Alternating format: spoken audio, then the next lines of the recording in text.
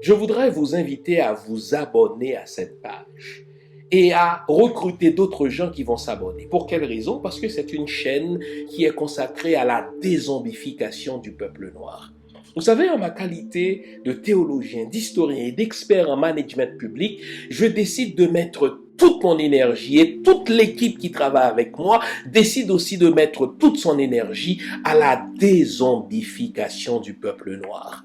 L'émission s'appelle Lumière sur le monde. Eh bien, cette lumière, ce n'est pas moi. Cette lumière, c'est le travail que nous faisons ensemble. Lorsque tout à coup, on réalise qu'on nous a roulé dans la farine, on réalise qu'on nous a trompés pendant, n'est-ce pas, des siècles, et que tout à coup, nous prenons conscience de nos ressources, nous prenons conscience de notre identité, et ayant pris conscience de tout cela, nous prenons la décision de partager ce que nous sommes, ce que nous comprenons avec les autres. Donc, nous avons besoin d'avoir une masse critique d'hommes et de femmes noirs réveillés qui vont changer, n'est-ce pas, leur pays respectif pour la gloire de nos ancêtres. Nos ancêtres méritent cela. Ils se sont sacrifiés pour nous et c'est à nous aujourd'hui de prendre le relais. Comment on le fait? On le fait en se dézombifiant et en dézombifiant les autres. Je vous invite donc à liker ce qui se fait sur cette chaîne, à le sharer, à le partager avec les autres, à vous abonner et si vous l'avez fait déjà, à recruter d'autres qui vont s'abonner.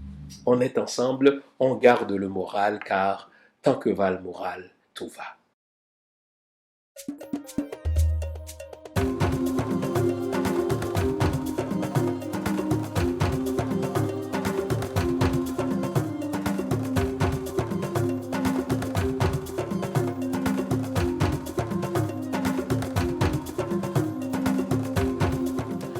Bonjour mesdames, bonjour messieurs, bonjour le monde, bienvenue à cette autre édition de l'émission Lumière sur le monde. Ce n'est un secret pour personne, nous sommes dans une période de transition énergétique. Qu'est-ce que cela veut dire, une période de transition énergétique? Bien, c'est que les nations qu'on appelle des nations riches, les nations qu'on appelle les nations développées, réalisent tout à coup que les ressources qu'elles utilisaient jusque-là pour s'enrichir parviennent à la fin de leur vie utile, où ces mêmes nations-là se disent, écoutez, les ressources qu'on utilisait jusque-là ont mauvaise presse, c'est le cas du pétrole, ou d'autres ressources qui abîment, n'est-ce pas, l'écologie, ou d'autres ressources qui abîment l'environnement. On parle, n'est-ce pas, de réchauffement climatique. Et donc, ces nations-là décident qu'elles devaient partir à la recherche d'autres ressources plus écologiques, moins dommageables pour l'environnement. Sauf que, quand cela arrive, ces nations-là font deux constats. Elles réalisent que les nouvelles ressources dont elles vont avoir besoin pour opérer avec succès cette transition énergétique, elles ne les ont pas chez elles. Et je vous donnerai des exemples des scientifiques qui vivent dans ces nations-là, dans ces pays soi-disant riches, qui disent, écoutez, les ressources dont nous aurons besoin pour produire une économie verte, eh bien, nous ne les avons pas. Donc ça, c'est le premier constat. Le deuxième constat, c'est que ces ressources-là, elles existent ailleurs.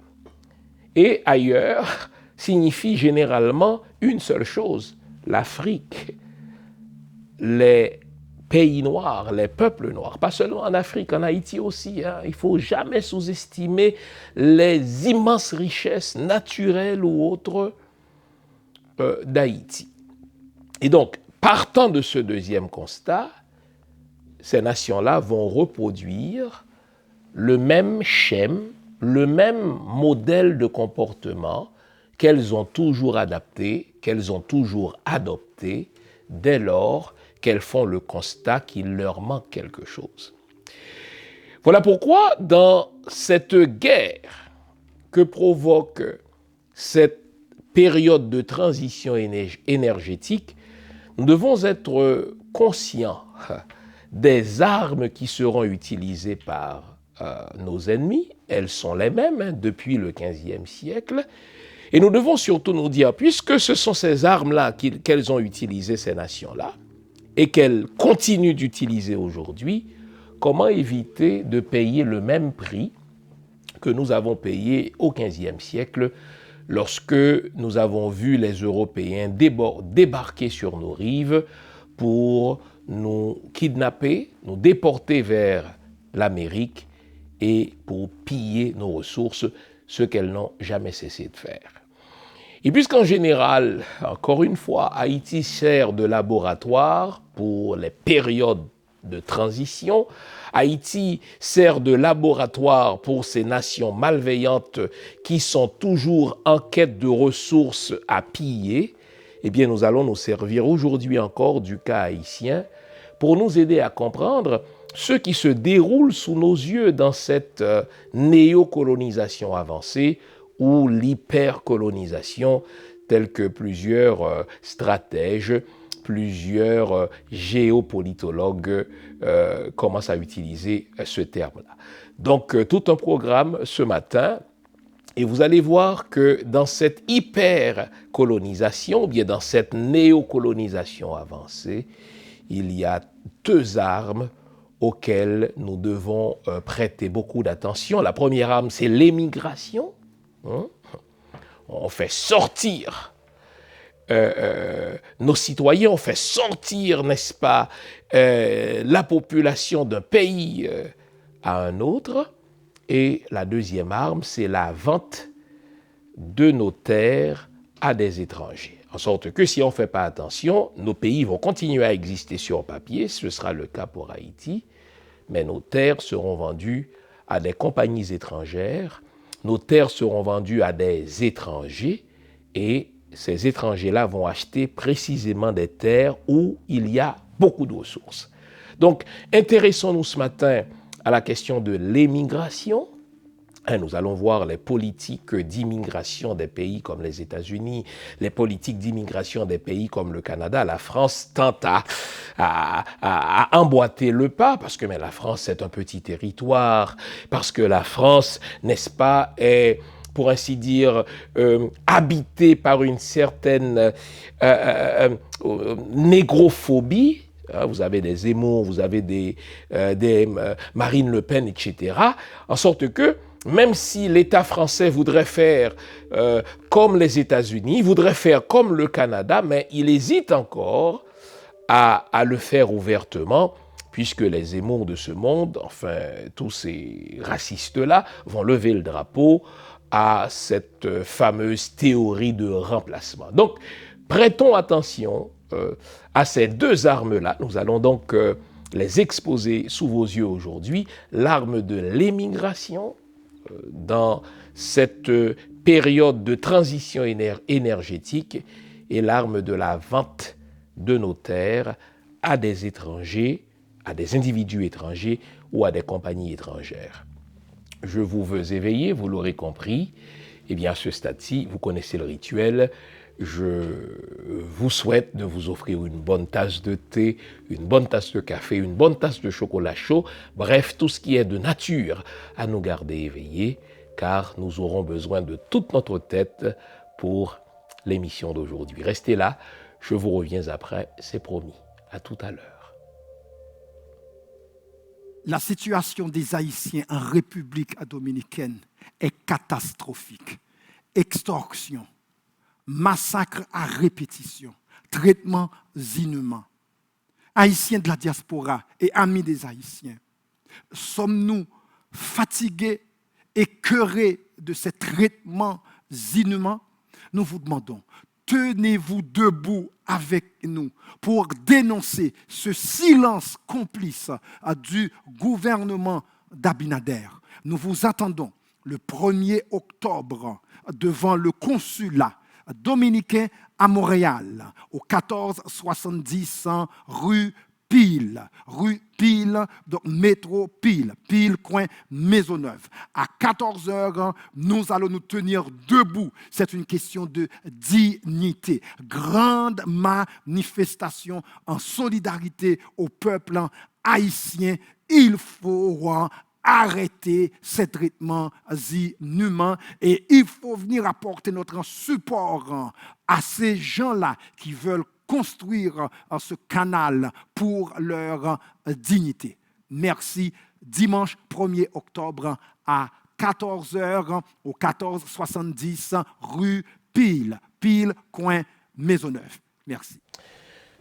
Deux nouvelles ont attiré mon attention sur ces deux armes dans cette période de transition énergétique. Les deux armes dont je vais vous parler, l'arme de l'émigration, qui a toujours été utilisée par les nations puissantes, par les États riches, c'est-à-dire des États pilleurs, aux dépens des pays pillés, donc l'émigration, et l'arme de l'achat de terres nationales par des étrangers. Donc, je disais, il y a deux nouvelles qui ont attiré mon attention sur ce sujet cette semaine. Deux nouvelles qui sont passées sous le radar au Canada cette semaine. Eh bien, cette semaine, comme par hasard, les démographes projettent que pour la première fois au Canada, les immigrants vont être plus nombreux que les autochtones. Vous dites, mais c'est une simple donnée démographique, il n'y a rien là, si les autochtones font moins d'enfants que les immigrants, c'est normal qu'à un moment donné, les immigrants soient plus nombreux que les autochtones. Sauf que ce n'est pas si normal que ça. Ce n'est pas si naturel que cela. Pour comprendre toute l'importance d'une telle nouvelle, pour comprendre toute la portée d'une telle nouvelle, mais je dois vous remettre dans le contexte de la colonisation du Kanata, c'est la manière dont les autochtones appelaient leur territoire par les Français, à compter de 1534. Bon, nous sommes au XVIe siècle, la France est encore pauvre, la France cherche des débouchés pour échapper à ses déboires, pour échapper à ses problèmes de récolte, pour échapper à ses problèmes sanitaires, pour échapper à ses problèmes économiques, etc. Nous sommes donc en avril 1534, le Français Jacques Cartier envahit avec ses hommes le territoire des autochtones qui va devenir le Canada. Et ce qui est intéressant, c'est le paradigme comportemental de ces envahisseurs. Mais le même paradigme qui va être suivi plus tard par les Anglais et que les euro-chrétiens continuent d'utiliser en ce qui concerne l'Afrique, en ce qui concerne Haïti. Bon. Ils arrivent sur ce territoire, pas parce qu'ils veulent faire une exploration scientifique. Voilà pourquoi il faut éviter des termes très euphémistiques, des termes très bienveillants utilisés par l'école occidentale. On appelle ces gens-là des explorateurs. Non, ce ne sont pas des explorateurs, ce sont des envahisseurs. Ce ne sont pas des explorateurs, ce sont des génocidaires parce que leur arrivée sera toujours suivi de génocide. Ce ne sont pas des explorateurs, ce sont des pilleurs, car c'est des gens qui vont non seulement piller les ressources naturelles, mais qui vont piller aussi les ressources, n'est-ce pas, humaines. Alors, les Français débarquent parce qu'ils cherchent des ressources, parce qu'ils cherchent des débouchés, parce qu'ils cherchent à résoudre leurs problèmes chez eux en pillant les ressources des autres, et dès leur arrivée, notez bien le langage, ils vont parler du problème amérindien. C'était le terme qu'ils infligeaient aux autochtones. Donc, une population qui vit sur son territoire depuis plusieurs millénaires déjà, se fait envahir par des Européens chrétiens, des Euro-chrétiens pour reprendre la formule très imagée, mais ô combien exacte de notre sœur Baïna Bello. Mais déjà, à leur arrivée, ces envahisseurs vont parler des autochtones en termes de problèmes. Qu'est-ce qu'il faut faire du problème autochtone? Mais il faut être culotté, pas à peu près. Il faut avoir, n'est-ce pas, un front d'airain pour débarquer chez des gens sans invitation, les envahir, n'est-ce pas, et poser leur habitation de leur territoire, donc poser ce fait-là en termes de problème. Ils disent qu'est-ce qu'il nous faut faire du problème autochtone. Et suivez bien les réponses que ces euro-chrétiens, suivez bien les réponses que les Français vont apporter à cette problématique autochtone, n'est-ce pas, à peu près la même réponse que les Anglais vont apporter. Donc, la première réponse qu'ils vont apporter à ce qu'ils appellent le problème autochtone, c'est de tenter des négociations bidons pour une cohabitation, mais une cohabitation non pas pacifique, une cohabitation imposée par la baïonnette, imposée par les armes. Si vous suivez bien, c'est le comportement des Européens chrétiens. Ils débarquent quelque part. Ils vous donnent l'impression de négocier, parfois ils vont tout simplement mentir. Ils ont menti sur le compte du continent africain en prétendant que ceux qui vont être faits esclaves ont été vendus par le roi, foutaise que tout cela, qu'il y ait eu 2 ou 3 traîtres qui aient voulu vendre, n'est-ce pas, leurs frères, mais ça existe dans tous les pays du monde. Il y a eu des Juifs qui ont collaboré au régime nazi. Dans des ghettos juifs, il faut le rappeler, il y a eu des Juifs qui refilaient des informations, n'est-ce pas, aux soldats nazis, même s'ils étaient juifs. Mais le fait de dire cela, est-ce que cela enlève la responsabilité, n'est-ce pas, de la Shoah? Est-ce que ça enlève la responsabilité de l'assassinat de 6 millions de Juifs aux nazis allemands? Pas du tout. Le fait qu'il y ait eu quelques Juifs qui ont collaboré à ce commerce infâme ne signifie point qu'il faille, n'est-ce pas, dédouaner les nazis. De même, l'occupation du territoire français par des nazis était supportée par le gouvernement Pétain. Il y a eu ce qu'on appelle des collabos. Mais est-ce que le fait d'avoir eu des collabos français qui ont aidé à l'occupation et au maintien de l'occupation nazie du territoire français par les Allemands, est-ce que ça enlève la responsabilité aux nazis? Nullement.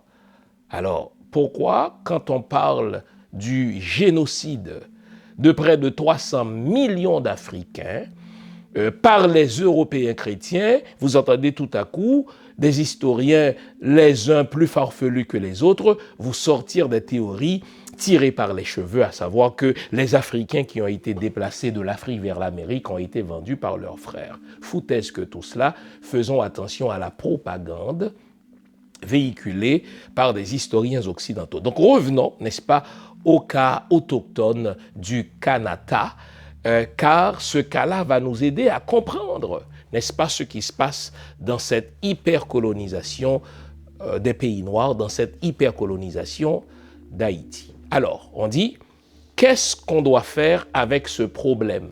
Le problème de la présence des autochtones chez eux.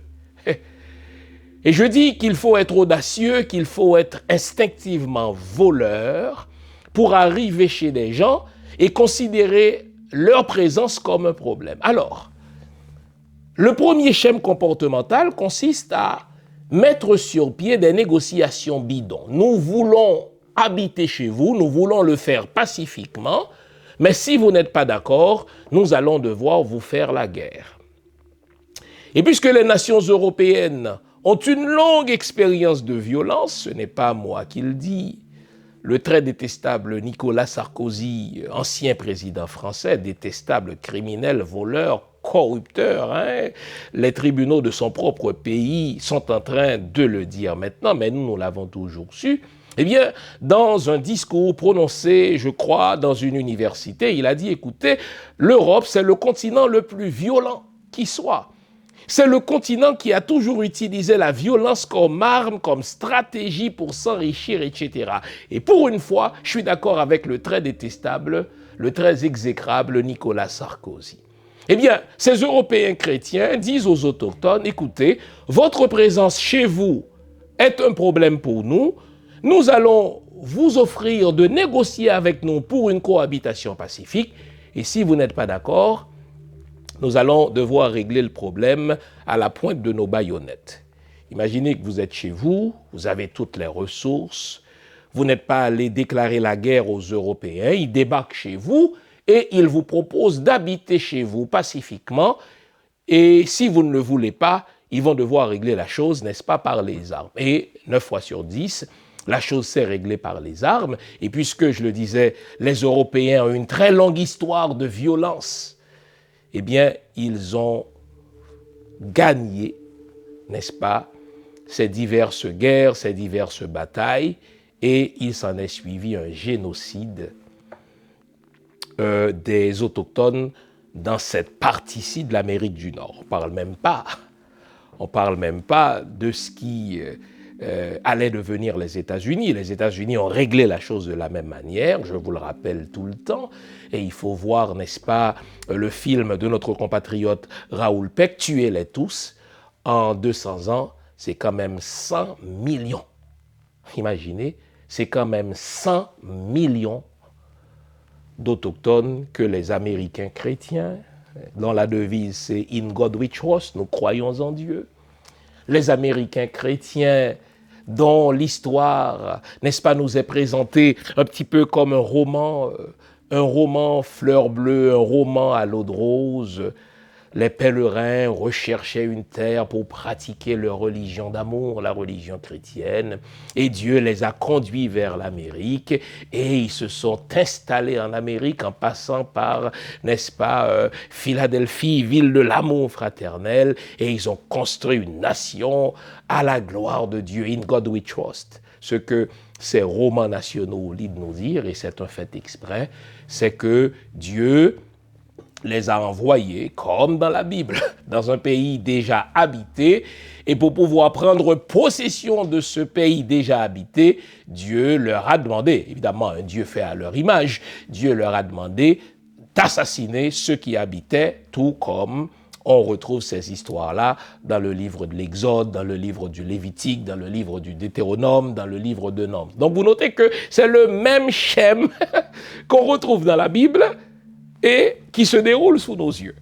J'aime à dire, et quand je le dis, cela provoque nos amis chrétiens, dès qu'une nation se proclame chrétienne, elle fait toujours 3 choses.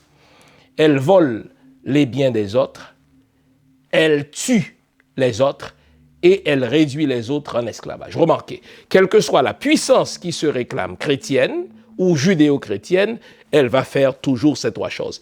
Elle va voler la terre ou le bien des autres, elle va tuer les autres au nom de Dieu, crois ou meurs, et elle va réduire les autres en esclavage. Donc c'est exactement ce qu'on retrouve chez les Européens chrétiens qui sont arrivés ici en Amérique, n'est-ce pas, de ce côté-ci de l'Amérique en 1534. Donc ils négocient une paix bidon avec les autochtones, vous allez nous accepter chez vous, si vous n'acceptez pas, on va devoir vous tuer. Et ils les ont tués. Mais ils n'ont pas réussi à les tuer tous.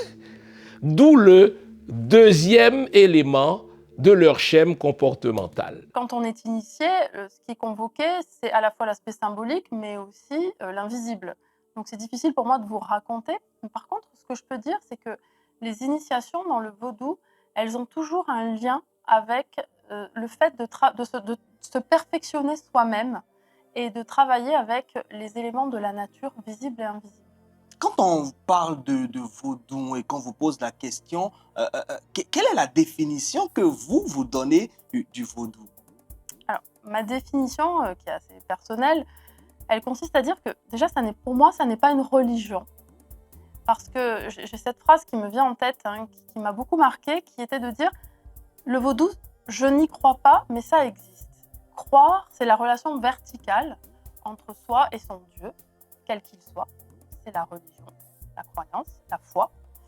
Et ça existe, c'est cette relation au monde, cette relation en système, à la nature, aux ancêtres et à l'invisible. Donc pour moi, la définition du vaudou, finalement, c'est une vision du monde intégrée. Pour vous aider à vous défaire de tous les mensonges qu'on vous a débités au sujet du vaudou, je vous propose une trilogie fondamentale. Vaudou, je me souviens, et si les lois n'étaient pas les diables, et enfin, Vaudou 101, une spiritualité moderne sans sorcellerie. Ces 3 livres sont disponibles sur mon site web www.jeanfilsemi.com ou sur amazon.ca. Une trilogie à lire et à avoir dans sa bibliothèque personnelle ou familiale.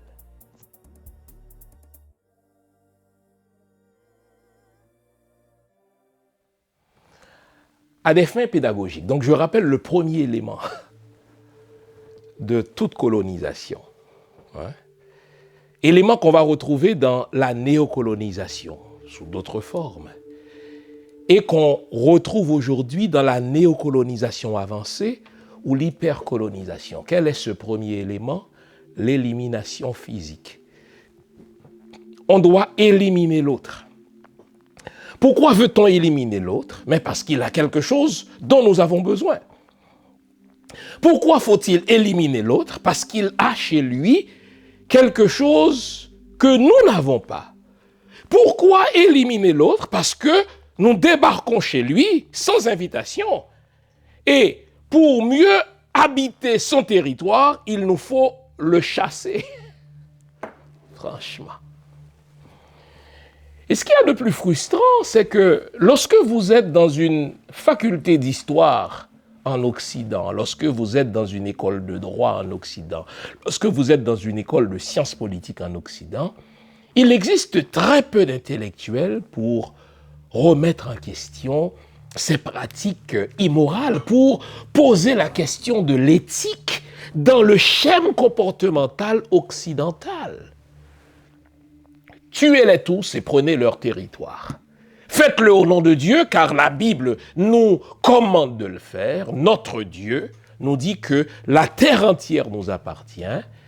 Et si nous débarquons quelque part qui est déjà habité par d'autres, il nous faut les assassiner.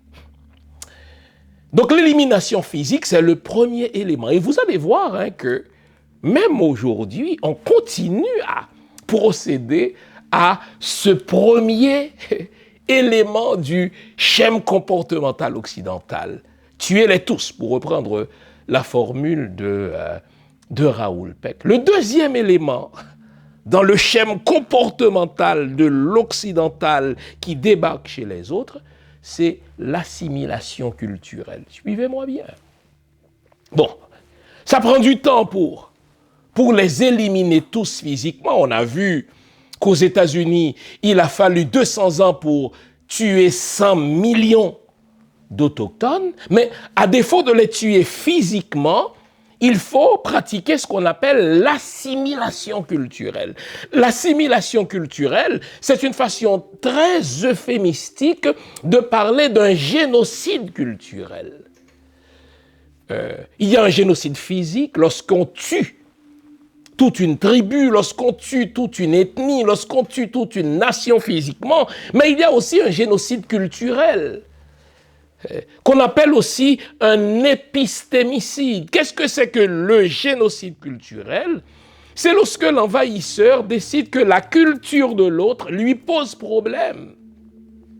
Parce que la culture de l'autre lui permet d'exister, la culture de l'autre lui permet de résister, la culture de l'autre lui permet de tenir tête à l'envahisseur. Alors, puisque la culture de l'autre, n'est-ce pas, nous cause problème, eh bien, à défaut de tuer physiquement l'autochtone, ce qu'on fait encore en Afrique, ce qu'on fait en Haïti, eh bien, on va assimiler la culture de l'autre. On va d'abord considérer la culture de l'autre comme une culture de sauvage. Si vous prenez un manuel d'histoire du Canada, manuel d'histoire qui est écrit par les Européens chrétiens, manuel d'histoire qui servait à enseigner aux Canadiens leur propre histoire, on appelait les Amérindiens, donc les autochtones, les sauvages. Jusqu'à tout récemment encore. Quand vous aviez un manuel d'histoire du Canada entre les mains, les Européens chrétiens qui ont envahi le territoire des autochtones sont des civilisés, des gens qui sont porteurs de lumière. Ils sont de bonnes personnes car ils sont chrétiens. Ils sont de bonnes personnes car ils arrivent avec leurs prêtres pédophiles, des pédophiles à soutane, pour reprendre l'expression de mon ami Biolo Congo. Et les autres sont des sauvages. Puisque les autres sont des sauvages, parce qu'ils ont une culture de résistance, parce qu'ils ont une culture différente de la nôtre, eh bien, à défaut de les tuer physiquement, nous devons tuer leur culture, le génocide culturel. Nous devons, n'est-ce pas, effacer leurs croyances, qu'on appelle l'épistémicide. Et il y a deux façons de le faire. Deux façons de le faire. L'école et l'Église. Et les envahisseurs disaient qu'il fallait tuer, c'est la formule consacrée, qu'il fallait tuer l'Indien chez l'Indien. Puisqu'on n'arrive pas nécessairement à tuer l'Indien physiquement, ils sont trop nombreux pour les tuer en une génération, eh bien nous devons faire autre chose. Nous devons tuer leur culture de résistance, nous devons tuer leur, n'est-ce pas, leur croyance. Ça s'appelle, n'est-ce pas, un génocide culturel. Et la meilleure façon de le faire, c'est de scolariser ces gens-là par l'école, cela va sans dire, et par l'Église.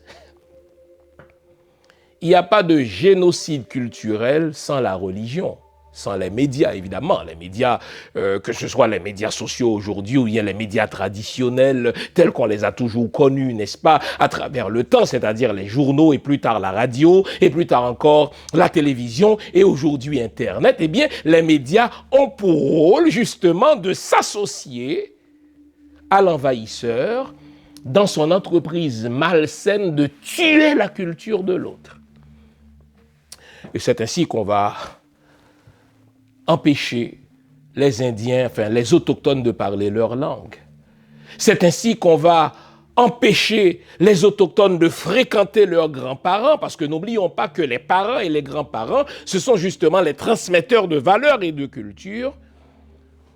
On va demander à la police d'aller tirer manu militari les enfants de chez eux, de leur habitat naturel, de leur maison, et on va les envoyer dans des pensionnats, suivez mon regard, où ils seront christianisés de force, où ils seront francisés de force, où ils seront anglicisés de force, mais où, surtout, il faut le dire, ils seront christianisés de force.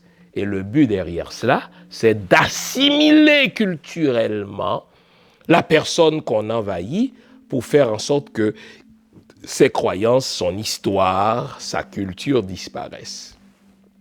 À chaque fois qu'il y a colonisation, nous allons le voir, c'est toujours le rôle de l'école. À chaque fois qu'il y a colonisation, c'est toujours le rôle qu'on impartit à la religion. Ici, il s'agit de la religion chrétienne. Dans d'autres cas, c'est la religion, n'est-ce pas, islamique. À chaque fois qu'il y a colonisation, c'est toujours le rôle qu'on impartit aux médias. Traiter l'autre de sauvage, traiter sa religion de barbare, traiter, n'est-ce pas, l'autre, enfin ses croyances de superstitieuses, hein, ses croyances sont superstitieuses, la nôtre, enfin les nôtres sont de la religion pure, la religion monothéiste, etc. Et quand on n'arrive pas par le génocide culturel, quand on n'arrive pas par l'épistémicide à tuer chez l'autochtone ses propres valeurs, il y a un troisième élément. Et c'est cet élément-là qui est ressorti dans la nouvelle dont je vous ai parlé.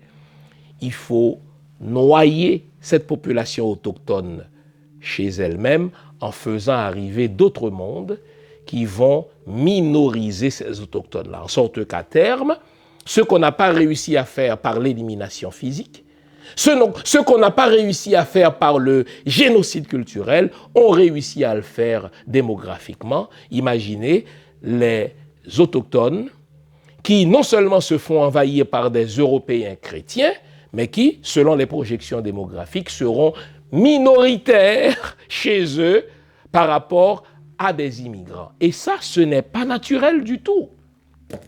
Ce n'est pas naturel parce que j'ai enseigné l'histoire du Canada dans les premières archives, dans les premières notes, dans les premières commissions royales. Vous savez, l'Européen chrétien, quand il veut magouiller, quand il veut, n'est-ce pas, provoquer une politique publique autour de ces entreprises malsaines, eh bien, il lance une commission royale.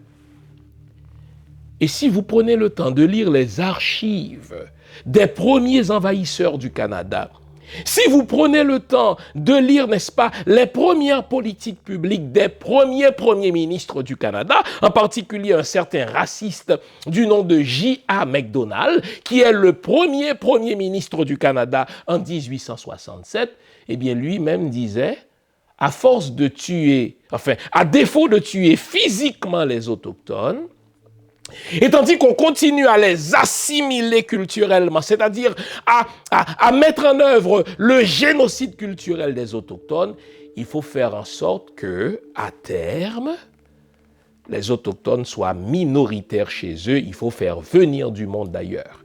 Évidemment, lorsque le raciste J.A. Macdonald parlait en 1867, il ne pensait pas aux Noirs, il ne pensait pas aux Asiatiques. Ceux-là ne sont pas des humains égaux aux Européens. Il pensait à faire venir, n'est-ce pas, d'autres Européens.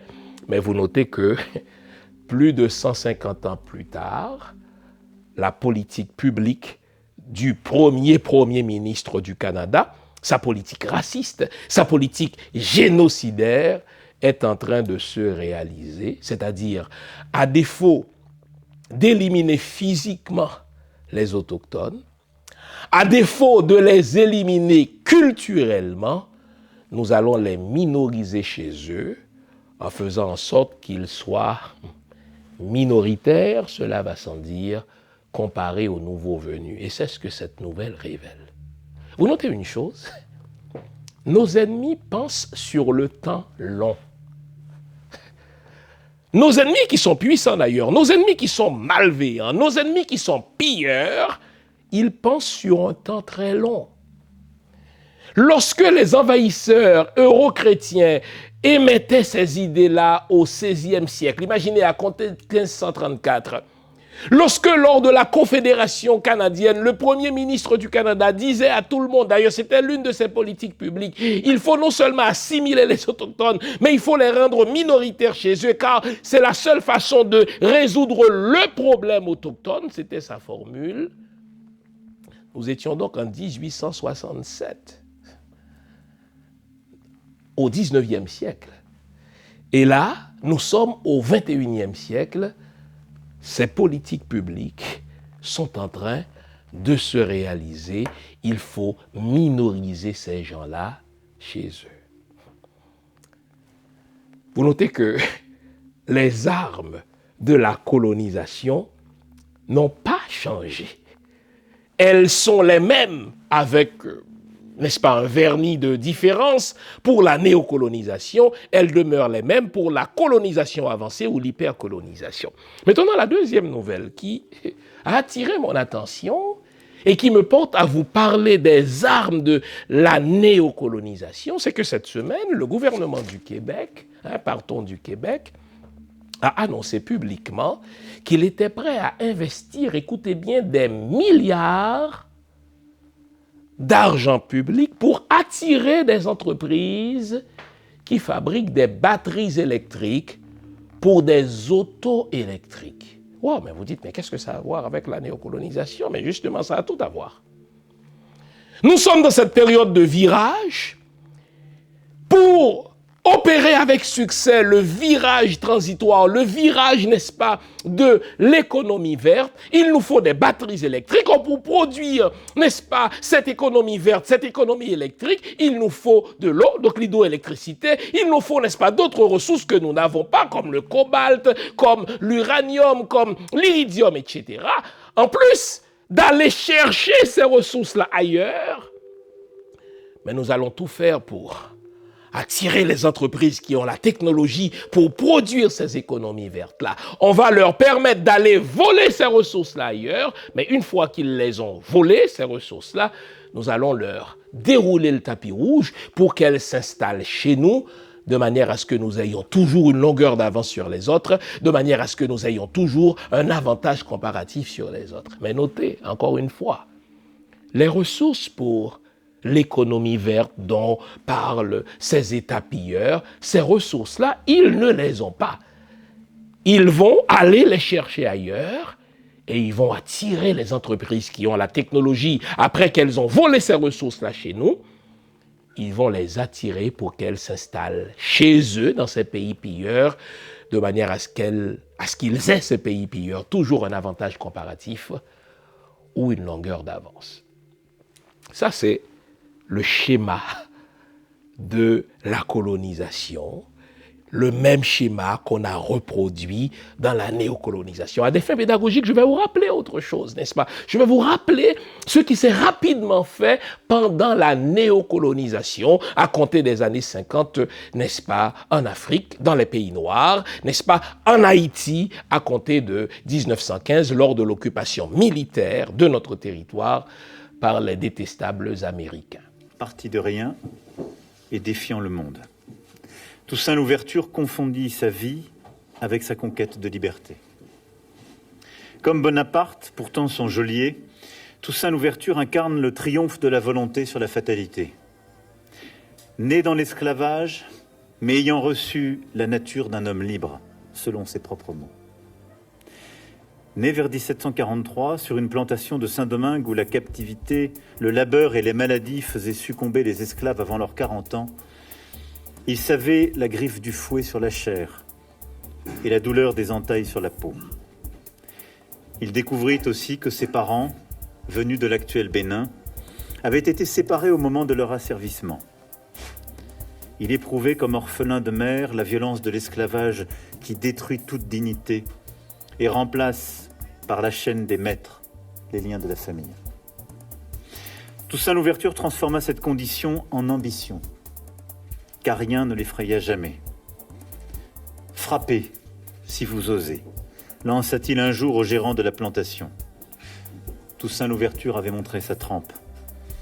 Il se révéla dans toute sa force de caractère et l'acuité de son intelligence. Le gérant en fit son cocher, bientôt son second, et le mena vers l'affranchissement. Un nouveau regard sur Toussaint Louverture, le magnifique et le sublime. La toute dernière biographie de Toussaint Louverture, l'homme, le stratège, le politique, le gestionnaire et le visionnaire. Un livre à lire et à relire en vente sur mon site www.jeanfils-aimé.com ou sur amazon.ca. Un nouveau regard sur Toussaint Louverture, le magnifique et le sublime. Procurez-vous votre exemplaire maintenant.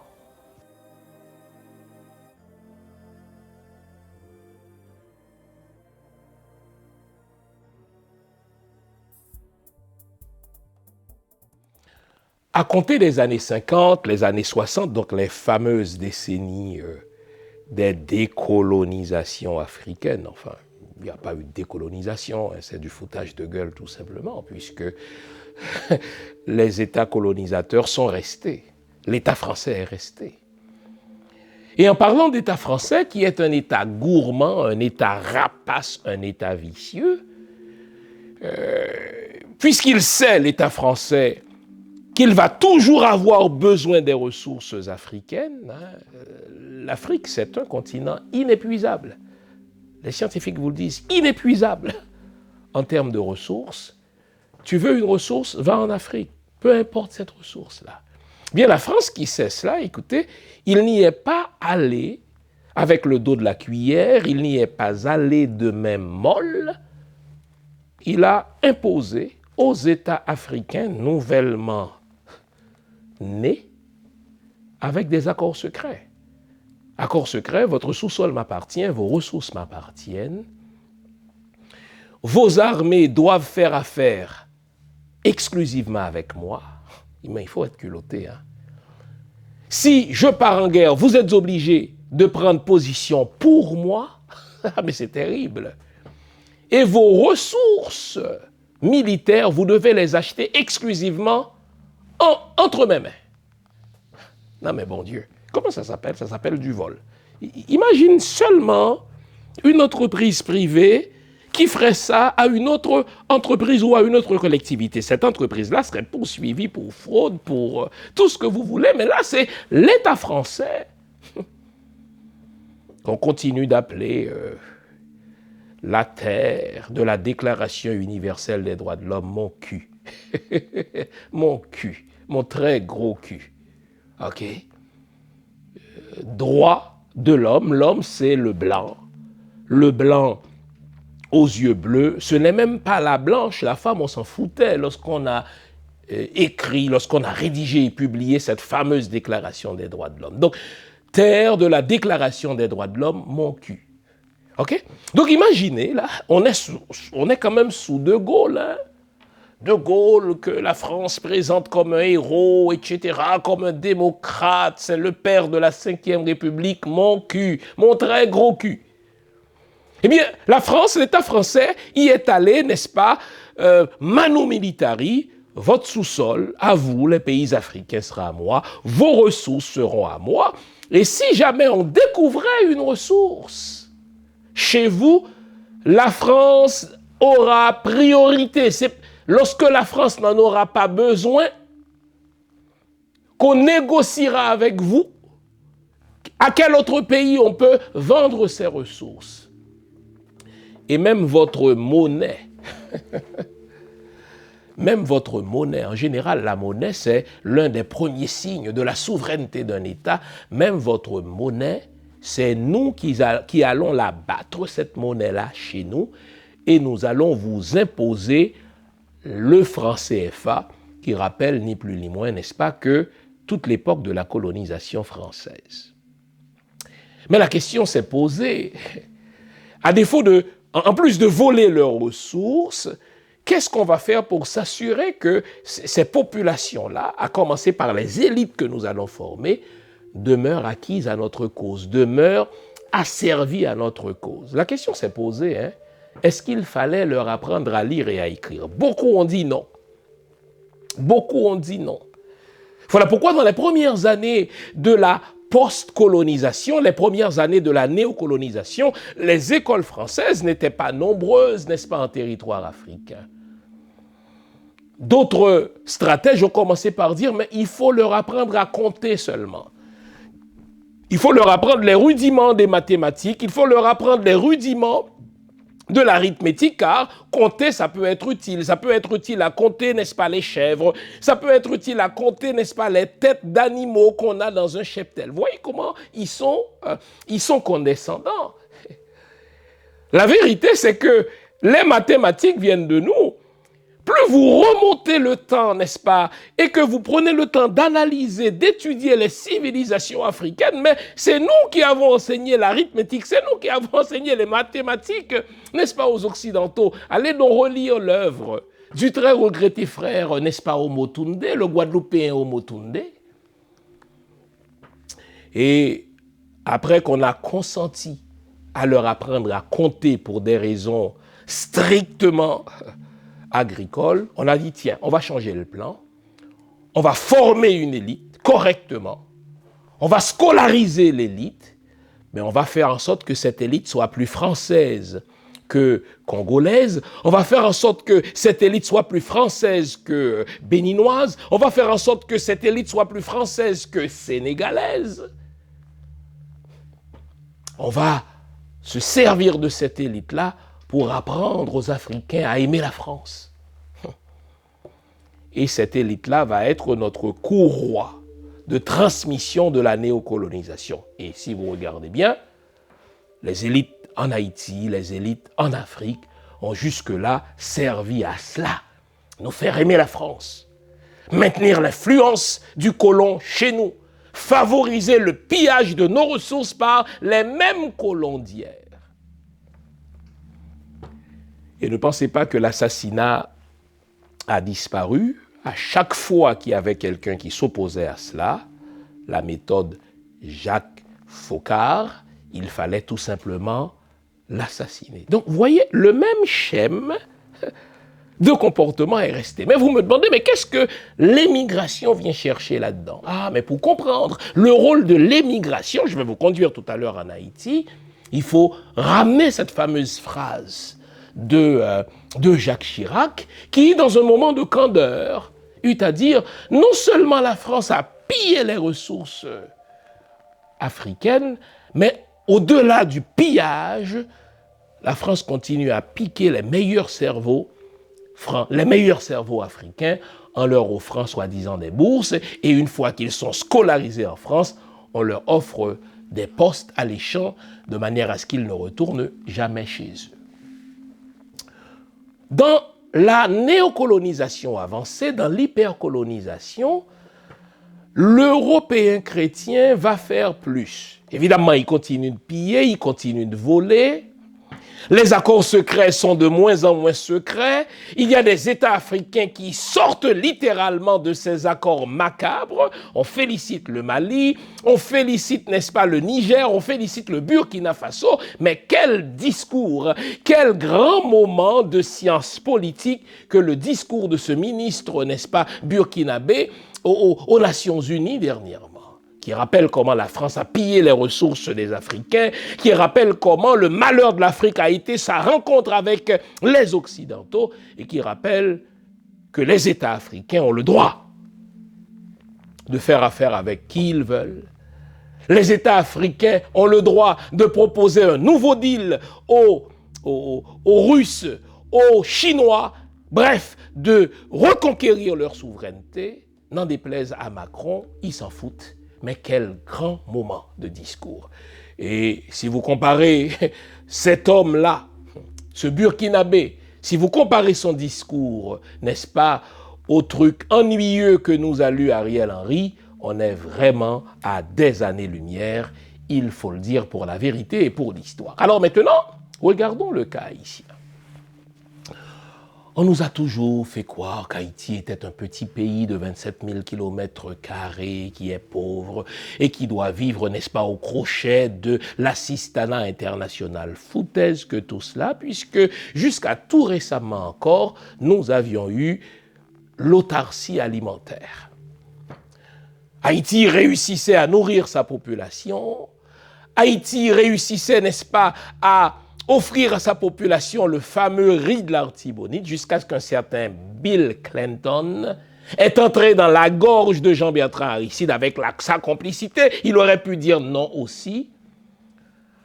Un deal qu'il appelle lui-même le deal du diable. Et alors là, et avant cet accord de Bill Clinton, la soi-disant libéralisation de nos frontières avec Leslie de la Tour comme ministre des Finances sous Henri Namphy, on a littéralement ouvert le ventre du pays pour faire entrer, n'est-ce pas, les produits américains dans un premier temps, et plus tard, n'est-ce pas, à compter des années 90, les produits dominicains, en sorte que nous sommes dépendants, ne serait-ce que pour nourrir notre population, de l'étranger. Mais ça, c'est pas naturel.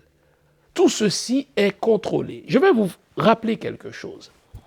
Quand on veut occuper, n'est-ce pas, quand on veut piller les ressources d'une collectivité, la première chose qu'on fait, mais on débarque dans cette collectivité. C'est ce que les Américains ont fait en 1915. Ils ont programmé une violence intra-haïtienne.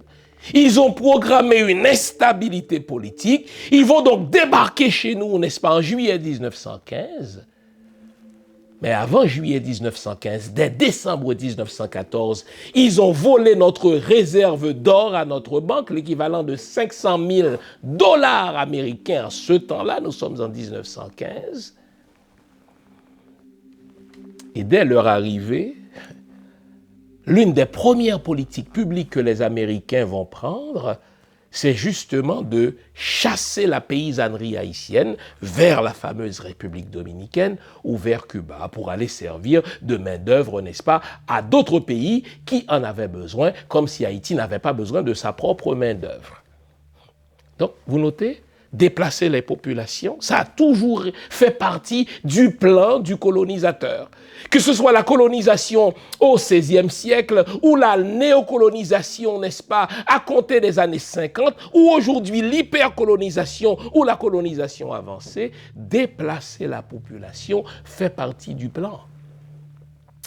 On ne peut plus physiquement les éliminer sans que cela ne provoque scandale. Hein? Les Américains l'ont fait. Ils ont bombardé, ils ont tué jusqu'à 5000 paysans haïtiens de manière non discriminée, pour reprendre le très mauvais français, n'est-ce pas, du département d'État. Mais à défaut de le faire comme ça aujourd'hui, on va déplacer ces populations. On va faire en sorte que ces populations-là n'aient plus les moyens de vivre chez elles. On va les attirer ailleurs, de manière à ce que nous puissions faire main basse sur les ressources. Vous pensez que c'est de la générosité que ce programme Biden? Ce programme Biden qui permet à n'importe quel ressortissant, n'est-ce pas, haïtien vivant aux États-Unis, de faire rentrer n'importe qui, n'est-ce pas, aux États-Unis pour une période, ma foi, de 2 ou 3 ans, je ne sais trop. Vous pensez que tout cela, c'est de la générosité, n'est-ce pas, américaine? Voyons donc. Moins d'1 an avant ce programme Biden, ces mêmes Américains, ces mêmes shérifs américains chassaient les Haïtiens à la frontière, n'est-ce pas, mexico-américaine, à la corde, comme s'ils étaient des animaux sauvages. Ils déportaient ces Haïtiens, n'est-ce pas, tous les jours vers le Cap Haïtien ou vers Port-au-Prince. Et là, comme par hasard, Biden conçoit un programme grâce auquel les ressortissants haïtiens vivant aux États-Unis peuvent faire entrer qui ils veulent, sans visa, imaginez. Et vous notez que depuis le lancement de ce programme Biden, il n'y a plus de manifestations anti-gouvernementales, qui étaient aussi des manifestations anti-américaines en Haïti. Tout le monde veut laisser Haïti. Encore une fois, je ne fais aucun reproche à un Haïtien qui veut laisser. Je ne serai pas crédible, puisque moi-même je me retrouve en terre étrangère, mais je veux qu'on comprenne l'émigration comme un outil de l'hyper, n'est-ce pas, colonisation. À défaut d'éliminer physiquement une population sur le territoire de laquelle il y a de vastes ressources, on ouvre les frontières des pays riches, des pays pilleurs, pour attirer le plus grand nombre possible de gens. C'est ce que les États-Unis d'Amérique font. C'est ce que le Canada est en train de faire. Le Canada le fait avec moins de tapage, le Canada le fait avec moins de publicité, il faut comprendre, parce que dès que le Canada l'annonce, puisqu'Haïti c'est un pays francophile, donc les Haïtiens vont débarquer en grand nombre au Québec, et le premier ministre du Québec est très peu ouvert à une immigration noire, il faut dire les choses. Legault veut attirer des Français au Québec. Il veut attirer des Ukrainiens qui ne disent pas un seul mot de français au Québec, mais il ne veut pas d'une immigration noire. Il y a eu un besoin de main-d'œuvre terrible au Québec. On a besoin de charcutiers, on a besoin de boulangers, on a besoin de toutes sortes de monde. Mais Legault, dès sa première élection, il était allé chercher cette main-d'œuvre-là en France. Il y a un besoin, n'est-ce pas, dans le secteur de la santé. Et malgré le fait que le système de santé québécois repose en grande partie, n'est-ce pas, sur le dos des infirmières et des infirmiers haïtiens, dans la première liste de pays que Legault a élaboré, des pays où le Québec doit aller chercher des infirmières et des infirmiers, Haïti n'était pas dedans. Et lorsqu'on lui a posé la question, mais pourquoi Haïti n'était pas dedans? Eh bien, vous savez quelle a été sa réponse? Mais c'est parce que les Haïtiens ne parlent pas français. Mais la vérité, c'est que je ne connais pas de premier ministre québécois qui parle aussi mauvais français que Legault. Mais il faut le dire, pour la vérité et pour l'histoire. Mais bon, revenons aux choses un peu plus sérieuses. Donc, pour pouvoir faire même bas sur les ressources d'un pays, il faut déplacer la population. Les Américains l'ont fait dès leur arrivée sur notre territoire en 1915. Ils chassaient les paysans haïtiens vers la République dominicaine et vers Cuba. Et aujourd'hui, on crée sur mesure un programme Biden pour faire courir la population vers les États-Unis parce qu'on a besoin de faire main basse sur les ressources haïtiennes. Et pour pouvoir le faire, mieux vaut ne pas avoir ces Haïtiens dans les pattes. Le Canada fait la même chose. Et pour vous aider à comprendre, n'est-ce pas, la politique subtile du Canada, vous vous souvenez de cela? C'était au mois de novembre et au mois de décembre, n'est-ce pas, de l'année dernière, lorsque le Canada a annoncé avec trompette et tambour qu'il allait envoyer son avion explorateur Aurora et que plus tard il allait envoyer son bateau. Le bateau est arrivé en Haïti, n'est-ce pas, dans nos eaux. Il est resté là plusieurs jours et, soi-disant, pour régler le problème de l'insécurité, après quelques jours, le bateau est rentré dans les eaux canadiennes. L'avion militaire Aurora est retourné dans l'espace canadien.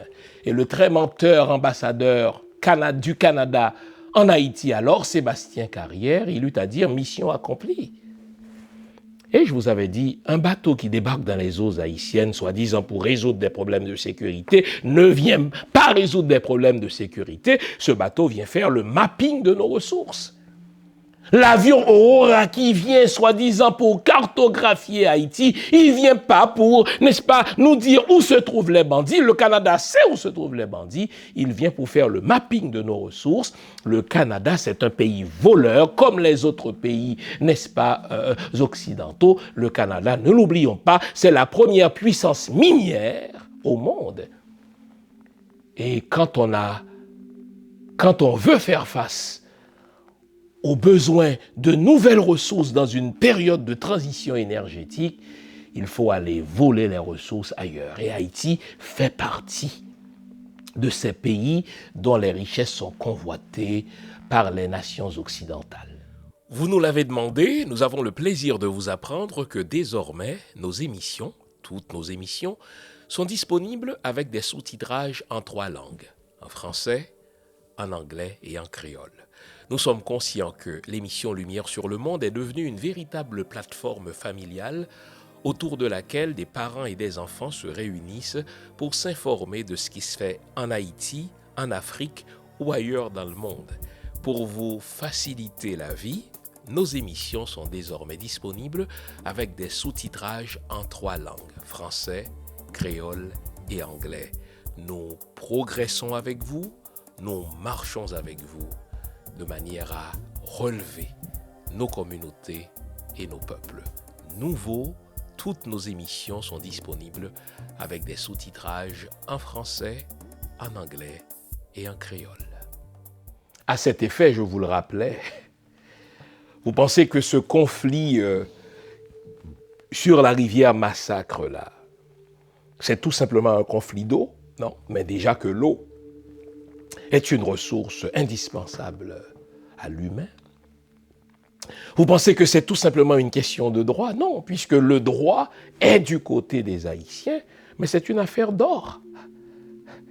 La compagnie minière québécoise Unigold a signé avec l'État dominicain une concession qui lui donne le droit d'exploiter l'or sur cette zone-là, sur ce tracé-là. Tout le monde en parle maintenant. Au début, on aurait dit, ah, mais c'est des rumeurs, hein. Vous savez, il y a de ces scientifiques haïtiens qui sont payés pour répéter ces conneries-là, à savoir qu'il n'y a pas de richesse en Haïti et que c'est un pays pauvre, etc. Mais là, aujourd'hui, tout le monde sait que Unigold, qui est une compagnie minière québécoise exploitant l'or, a signé avec l'État dominicain une concession qui lui permet d'exploiter l'or sur ce tracé-là. J'ai reçu sur mon plateau mercredi dernier 2 scientifiques très compétents. Notre très compétente compatriote Ginette Pérodin Mathurin et notre jeune frère, n'est-ce pas, l'ingénieur agronome Ligan Joseph. Ce dernier nous dit, il est justement du nord-est, eh bien, il a l'habitude de voir de l'or, des paysans qui, à même les rivières, lui apportaient de l'or. Alors, si vous pensez que cette affaire de conflit entre la population civile haïtienne qui veut faire une prise sur le canal Massacre pour, si vous voulez, irriguer la région de Maribaou, si vous pensez que c'est seulement une affaire d'eau, vous vous trompez. Le Canada est déjà présent. Et pas question que la population civile creuse un canal. Elle risque, cette population civile, de contrarier notre contrat, de contrarier, n'est-ce pas, notre entente avec la République dominicaine. Cette population civile risque de découvrir le poteau rose. Elle risque de découvrir qu'il y a de l'or chez elle, cette population. Alors, chassons cette population. Sauf que, il y a une différence entre Ariel qui est un petit flatteur, un petit traître à la nation, qui dans un pays sérieux serait condamné à mort pour trahison, pour haute trahison. Donc il y a une différence entre les Michel Martelly qui renonçaient à la construction de ce canal parce qu'ils recevaient de l'argent, parce qu'ils recevaient, n'est-ce pas, des prix de la République dominicaine. Il y a donc une différence entre les salauds, les dirigeants haïtiens et la population civile haïtienne qui dit non, cette rivière, elle est à nous. Du point de vue du droit international, nous avons le droit de l'utiliser également. Nous allons l'utiliser sans demander la permission des Dominicains, qu'on le veuille ou non. Et là, l'État raciste dominicain est mal pris, le très imbécile Nazi Nader est mal pris, il y est allé avec une mesure disproportionnelle, fermer ses frontières. Et aujourd'hui, il faut voir tous les parlementaires dominicains. Ils sont sur leur chaîne de télé, sont en train de dire « mais quelle bêtise il a commise ce Nazi Nader ». Le marché haïtien nous est indispensable. Il y a des produits qui ne sont fabriqués que pour Haïti et on ne pourra pas se passer du marché haïtien puisqu'on exporte vers Haïti pour 1,4 milliard de produits de saloperie par année. Si la population civile haïtienne ne s'était pas mise debout, je suis sûr qu'il y aurait déjà une entente avec Ariel et Ariel aurait envoyé ses policiers sur la frontière pour fermer le canal. Mais non, là, c'est la population qui dit non.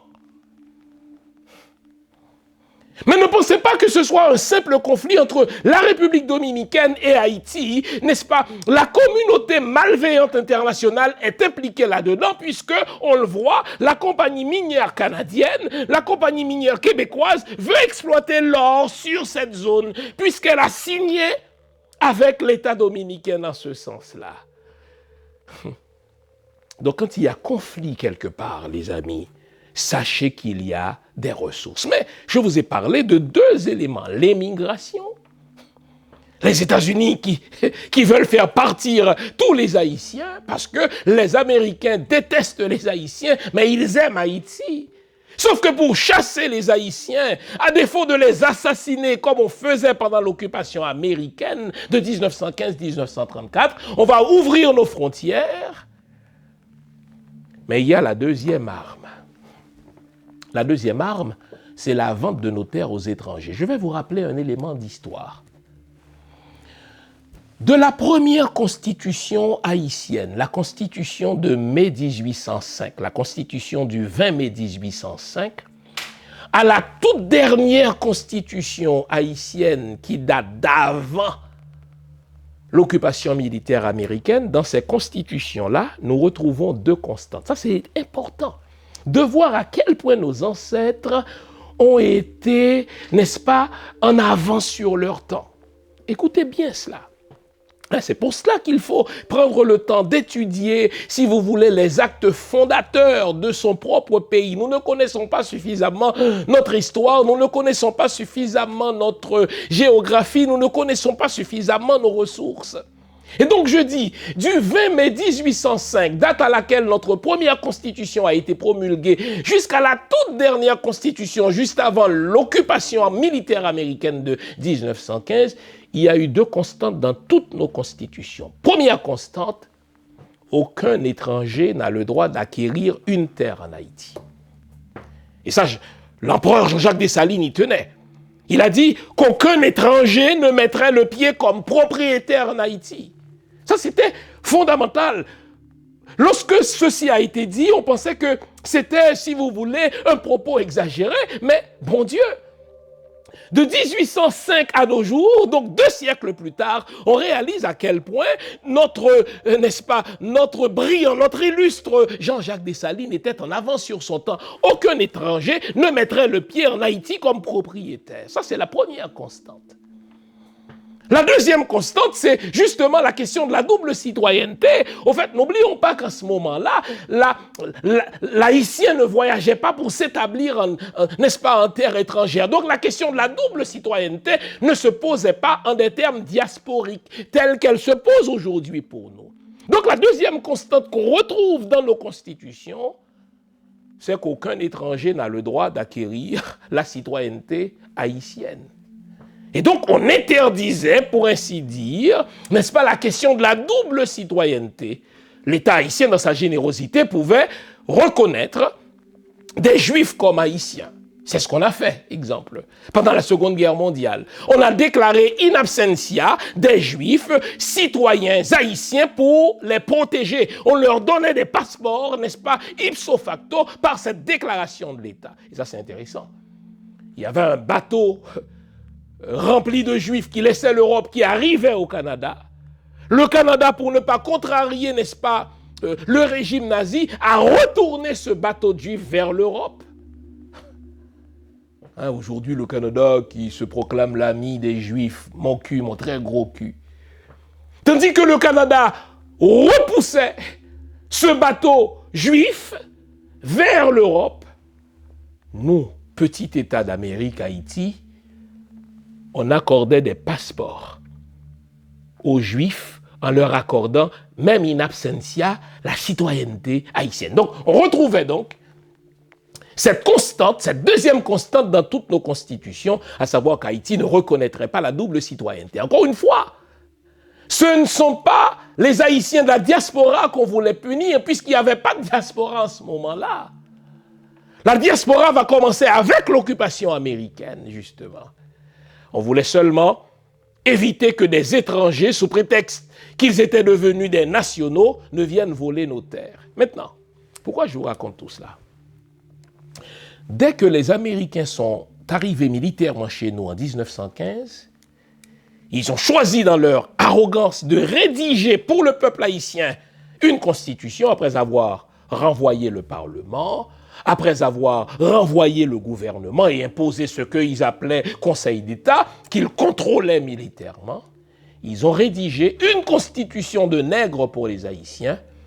Et l'un des premiers articles qu'on a fait sauter dans nos constitutions, c'était l'interdiction pour un étranger d'acquérir des terres en Haïti. Et très rapidement, après avoir fait sauter cet article, on a vu des compagnies étrangères américaines acheter plein de terres pour exploiter des ressources comme le cuivre, pour exploiter d'autres ressources, n'est-ce pas, comme la bauxite, pour exploiter, n'est-ce pas, d'autres ressources encore qui allaient aider les États-Unis à faire leur effort de guerre, non seulement pendant la Première Guerre mondiale, et plus tard, même après qu'ils sont partis, à faire la Seconde Guerre mondiale. Donc, si vous pensez qu'il n'y a pas de lien entre l'émigration, faire fuir une population, et l'achat des terres de ces collectivités-là, vous vous trompez, ce sont deux choses qui vont de pair. On fait fuir la population et en même temps, on va en profiter pour acheter, pour mettre la main, n'est-ce pas, sur des terres riches en ressources, parce qu'en cette période de virage énergétique, nous avons besoin de ces ressources-là. Elles ne sont pas chez nous. Nous allons les prendre là où ils sont, là où elles sont, ces ressources-là, en Afrique et dans d'autres pays noirs. Et pour ce faire, nous allons chasser la population et de deux, acheter des terres, acheter des propriétés pour nous assurer que ces ressources-là nous appartiennent. Vous vous demandez où trouver mes livres? Simple, sur mon site, prioritairement, www.jeanfils-aimé.com. Vous avez accès à tout ce que j'ai écrit. Où que vous vous trouviez dans le monde, nous livrons partout où c'est possible. Vous pouvez aussi avoir accès à mes livres par Amazon.ca. C'est un excellent cadeau à se faire ou à faire aux autres. Servez-vous-en. Dans ce contexte d'hyper-colonisation ou de colonisation avancée, je ne peux pas vous demander de ne pas quitter le pays. Car ces pays malveillants, ces pays pilleurs, par des politiques de push factors et pull factors, ont transformé nos territoires en un véritable champ de mine où il est difficile de vivre. Donc, je ne vous reproche pas de quitter. Mais à défaut de rester, la pire des choses à faire, c'est de vendre vos terres. Dans la mesure du possible, ne vendez pas vos terres. Car les étrangers sont en train d'acheter nos terres. Ils sont en train de mettre la main sur des terres, n'est-ce pas, où il y a d'énormes ressources. Donc, la pire des choses à faire, c'est de vendre vos terres. Et quant à nous, la meilleure des choses à faire, comme nationaux, comme ressortissants haïtiens ou africains vivant à l'étranger, la meilleure des choses à faire, c'est d'acheter un terrain. Marcus Garvey le reconnaissait, buy a land.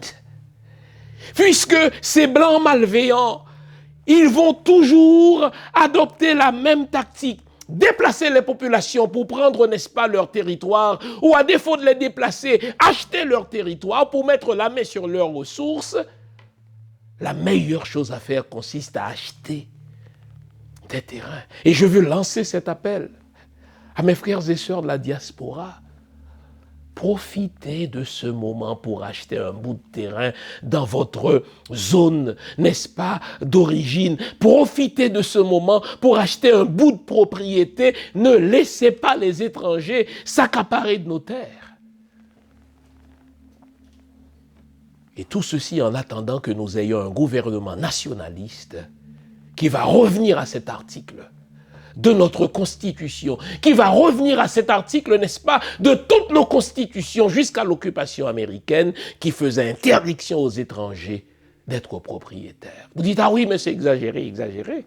Mugabe l'avait fait, n'est-ce pas, au Zimbabwe. Mais mieux, écoutez-moi bien, savez-vous que jusqu'en décembre, au Canada, il était permis à un étranger qui n'a pas la résidence permanente d'acheter une maison au Canada. Mais depuis le mois de décembre, c'est interdit au Canada. Pourquoi? Parce que le Canada, l'État canadien a réalisé que mais les Chinois sont en train d'acheter toutes sortes de maisons. Les Chinois, sans nécessairement s'établir au Canada, sont en train d'acheter des terres agricoles, etc.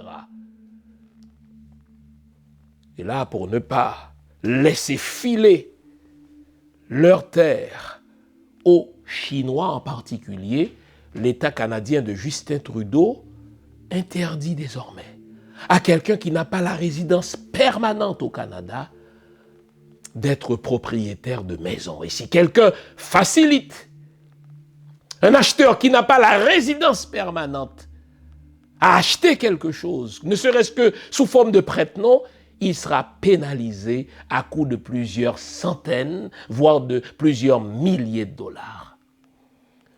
Le Canada le fait, ça ne provoque aucun tollé parce que c'est un état de droit.